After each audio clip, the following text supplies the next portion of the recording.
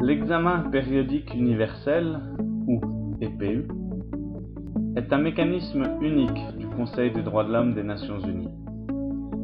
Ce mécanisme a pour but d'améliorer la situation des droits de l'homme dans chacun des 193 États membres de l'ONU. L'EPU est un cycle complet qui comprend 3 étapes clés. 1. L'examen à Genève de la situation des droits de l'homme du pays examiné. 2. La mise en œuvre, entre 2 examens, 4 à 5 années, des recommandations par l'État examiné. Puis 3. Le bilan, lors de l'examen suivant, de la mise en œuvre de ces recommandations et de la situation des droits de l'homme dans le pays depuis l'examen précédent. 3 documents servent de base à l'examen. Un rapport national écrit par l'État examiné.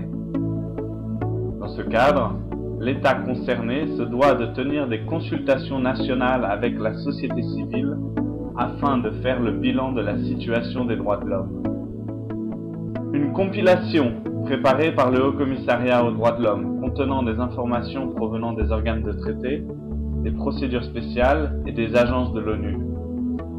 Enfin, un résumé préparé par le Haut Commissariat contenant des informations provenant de l'Institution nationale des droits de l'homme et des ONG. L'examen à Genève se déroule en 3 phases. Premièrement, l'État est examiné par les autres États au sein d'un groupe de travail pour une durée de 3h30.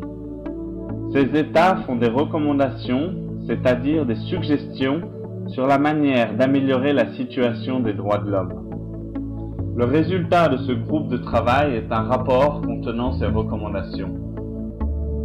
Deuxièmement, ce rapport est adopté par le groupe de travail quelques jours après l'examen. Et troisièmement, ce rapport est adopté par le Conseil des droits de l'homme quelques mois plus tard. L'EPU est un mécanisme universel à plusieurs titres. Tout d'abord, il examine tous les pays du monde. Puis, il concerne tous les droits de l'homme, civils, politiques, économiques, sociaux et culturels.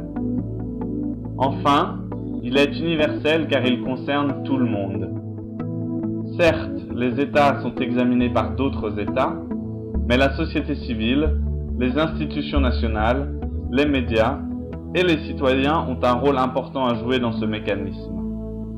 Pour en savoir plus sur le rôle des États examinés à l'EPU, visitez notre site internet www.upr-info.org.